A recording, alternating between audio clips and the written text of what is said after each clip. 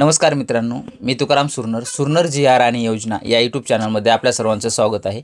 आजच्या व्हिडिओमध्ये एक अत्यंत महत्त्वाची माहिती आपण पाहण्याचा प्रयत्न करणार आहोत। तो म्हणजे जे काही पोखरा 2.0 आहे त्याच्यामध्ये अनेक 21 जिल्ह्यांमधील जे काही 7201 गावांचा समावेश करण्यात आलेला आहे। त्या संदर्भासाठी त्यांचं जे काही संपूर्ण गावाचे जे काही आता यादीत राहिलेले आहेत त्यांचं संनियंत्रण वगैरे करण्यासाठी किंवा त्यांचं कामकाज वगैरे पाहण्यासाठी एक समिती गठीत करण्यात आलेली आहे। 16 जून 2025 रोजी एक जी आर निर्गमित करून समिती गठीत केलेली आहे। त्या समितीमार्फतच आता संपूर्ण काम जे काही आहे ते संपूर्ण चालवलं जाणार आहे। नेमकं काय आहे जी आर तो थोडक्यात आपण आजच्या व्हिडिओमध्ये पाहण्याचा प्रयत्न करणार आहोत। तर चला आजच्या व्हिडिओला सुरुवात करूया। 16 जून 2025 रोजीचा हा जी आर आहे आणि त्याच्यामध्ये सांगितलेलं आहे की नानाजी देशमुख कृषी संजीवनी प्रकल्प म्हणजे पोखरा टप्पा 2 अंतर्गत जिल्हास्तरीय समन्वय समितीची स्थापना करण्याबाबतचा हा जी आर आहे। नेमकं त्या अंतर्गत काय केलं जाणार आहे थोडक्यात जर आपण पाहिलं तर नानाजी देशमुख कृषी संजीवनी प्रकल्पाच्या यशस्वीतेमुळे जर राज्यामध्ये इतर जे काही जिल्हे असतील त्या जिल्ह्यातील गावांचा जो काही समावेश आहे तो या प्रकल्पामध्ये समावेश करण्याची बाब जी आहे ती विचाराधीन होती किंवा विचार घेऊन त्यांनी समावेश करण्याची मागणी 28 जून 2023 रोजीच्या मंत्रिमंडळ बैठकीमध्ये मान्यता मिळाली होती आणि त्याच अंतर्गत 30 जून 2023 रोजीच्या शासन निर्णयाद्वारे जागतिक बँक अर्थसहाय्यित पोखरा प्रकल्पामध्ये सद्यस्थितीत समाविष्ट असलेले जे काही छत्रपती संभाजीनगर असेल, बीड असेल, जालना, परभणी, धाराशिव, लातूर, नांदेड, हिंगोली, अमरावती, अकोला, वाशिम, यवतमाळ, बुलढाणा, वर्धा, जळगाव व नाशिक हे जे काही 16 जिल्ह्यांसह विदर्भामधील उर्वरित जे काही पाहिलं तर नागपूर, भंडारा, गोंदिया, चंद्रपूर व गडचिरोली अशा एकूण 16 आणि हे बाकीचे 21 जिल्ह्यांमध्ये अंदाजित जर पाहिलं तर त्याच्यामध्ये जर पाहिलं तर एकूण जर निधी जो आहे तो 6000 कोटी एवढा निधी टप्पा 2 राबवण्यासाठी संमती देण्यात आलेली आहे। शासनाची मान्यता सुद्धा मिळालेली आहे।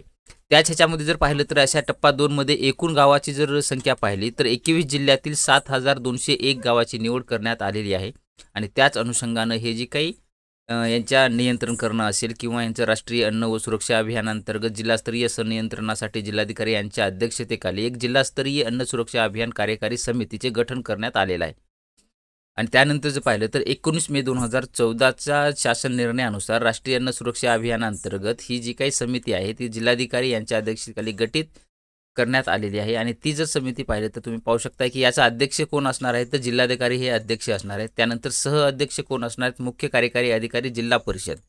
त्यानंतर सदस्य कोण कोण असणार आहेत उपायुक्त पशुसंवर्धन, प्रकल्प अधिकारी एकात्मिक आदिवासी विकास प्रकल्प, जिल्हा समाज कल्याण अधिकारी, जिल्हा उपनिबंधक सहकारी संस्था, जिल्हा व्यवस्थापक महाराष्ट्र कृषी उद्योग विकास महामंडळ, जिल्हा व्यवस्थापन महाबीज, जिल्हा पणन अधिकारी मार्कफेड, नामनिर्देशित प्रगतिशील शेतकरी, शेतकरी स्वयंसहायता गटाचे प्रतिनिधी, अशासकीय संस्थेचे प्रतिनिधी, त्यानंतर प्रमुख समन्वयक जिल्ह्यातील कृषी विज्ञान केंद्र KVK, प्रमुख जिल्ह्यातील कृषी संशोधन केंद्र, प्रकल्प संचालक आत्मा, जिल्हा व्यवस्थापक नाबार्ड, व्यवस्थापक जिल्हा अग्रणी बँक, कृषी विकास अधिकारी जिल्हा परिषद आणि शेवटचे जे काही सदस्य सचिव असणार आहेत ते जिल्हा अधीक्षक कृषी अधिकारी हे सदस्य सचिव असणार आहेत।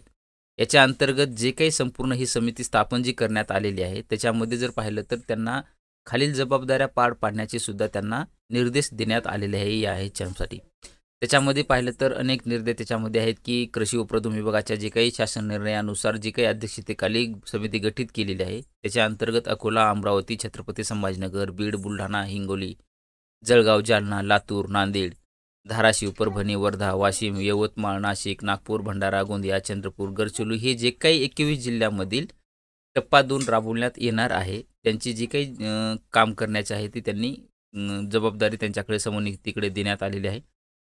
अशा पद्धतीनं ही काही जी आर निर्गमित समिती काढण्यात आलेली आहे। संपूर्ण आता यांचा आढावा घेऊन किंवा ती जिल्हे समिती बैठकीचे वगैरे घेऊन त्यांची प्रकल्पाला मंजुरी वगैरे देणं हे सविस्तर काम ह्या समितीमार्फतच चाललं जाणार आहे।